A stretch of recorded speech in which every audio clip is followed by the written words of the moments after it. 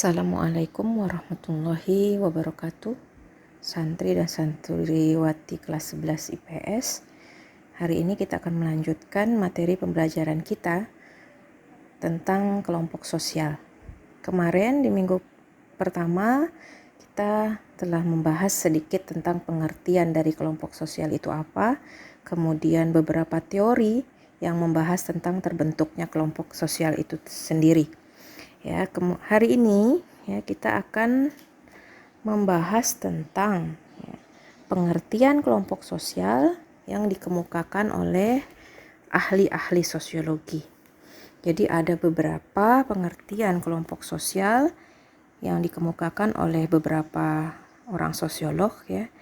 Antara lain itu ada Paul B. Hurton dan Chester L. Hahn yang mengatakan bahwa kelompok sosial itu adalah kumpulan manusia yang memiliki kesadaran akan keanggotaannya dan saling berinteraksi. Itu adalah pengertian kelompok sosial menurut Paul B. Hurton dan Chester L. Hahn. Kemudian ada juga pengertian kelompok sosial menurut Robert Camerton yang mengatakan kelompok sosial adalah sekelompok orang yang saling berinteraksi sesuai dengan pola-pola yang telah mapan. Ada juga Suryono Sukanto yang menjelaskan bahwa kelompok sosial adalah himpunan atau kesatuan manusia yang hidup bersama karena adanya hubungan di antara mereka.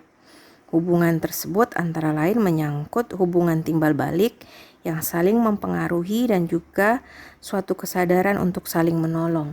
Jadi dapat kita simpulkan bahwa dari pendapat ahli sosiologi tadi bahwa kelompok sosial itu adalah kumpulan orang yang memiliki kesadaran bersama akan keanggotaannya dan saling berinteraksi.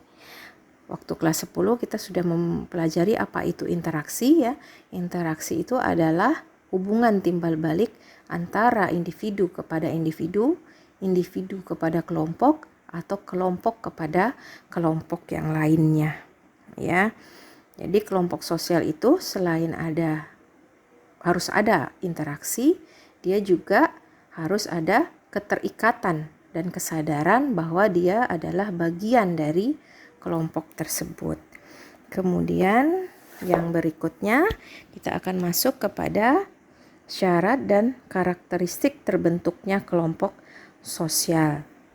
Jadi pada dasarnya kelompok sosial merupakan himpunan atau kesatuan manusia yang hidup bersama.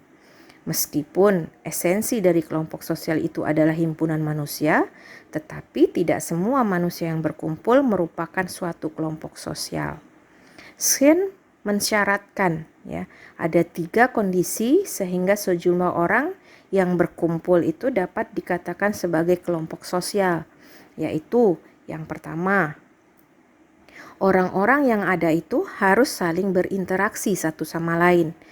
Jadi mereka harus berinteraksi atau ada hubungan timbal balik di antara mereka. Kemudian yang kedua, orang-orang itu secara psikologis sadar akan keberadaan orang lain. Dan yang ketiga, orang-orang itu merasa sebagai bagian dari kelompok tersebut. Dengan demikian, tidak setiap orang yang berkumpul atau tidak setiap himpunan orang dapat dikatakan sebagai kelompok sosial. Contohnya, misalnya, sekumpulan orang yang berhenti di tempat pemberhentian bus dan sedang menunggu bus yang datang, atau orang-orang yang sedang antri beli karcis di sebuah stasiun, atau sekumpulan penonton sepak bola yang sedang memasuki stadion, itu tidak dapat kita katakan sebagai kelompok sosial ya. Ada juga Suryono Sukanto menyebutkan bahwa terdapat beberapa syarat himpunan atau kumpulan manusia dapat disebut sebagai kelompok sosial. Syarat-syarat tersebut antara lain yang pertama, setiap anggota kelompok harus sadar bahwa ia merupakan sebagian dari kelompok yang bersangkutan. Kemudian yang kedua, ada hubungan timbal balik antara anggota yang satu dengan anggota yang lainnya. Kemudian yang ketiga, ada suatu faktor yang dimiliki bersama sehingga hubungan antara mereka bertambah erat. Faktor tadi dapat merupakan nasib yang sama, kepentingan yang sama, tujuan yang sama, ideologi politik yang sama dan sebagainya. Kemudian yang keempat, harus ada struktur, harus berkaidah dan mempunyai pola perilaku.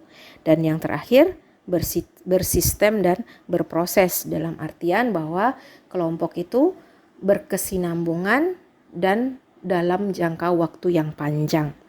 Kelompok sosial itu memiliki beberapa karakteristik yang berbeda dari karakteristik anggota kelompok tersebut secara perorangan.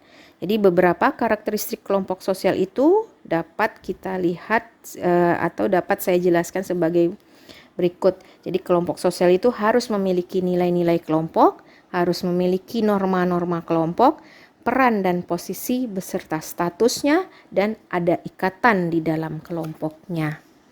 Demikianlah materi yang kita bahas pada pertemuan kita kali ini. Untuk tugas hari ini bisa kalian lihat halaman 8 itu ada tugas individu. Kalian kerjakan di latihan sosiologi yang akan nanti kita kumpulkan pada akhir pembahasan bab pertama. Tugas yang kemarin saya memberikan tugas untuk mencari apa itu teori kedekatan, teori keseimbangan, dan teori alasan praktis. Itu adalah tugas pertama. Jadi tugas kedua kalian beri judul tugas kedua ya. Itu kalian kerjakan dan nanti akan kita kumpulkan di akhir pembahasan bab 1. Demikian pertemuan kita kali ini. Saya akhiri. Assalamualaikum warahmatullahi wabarakatuh.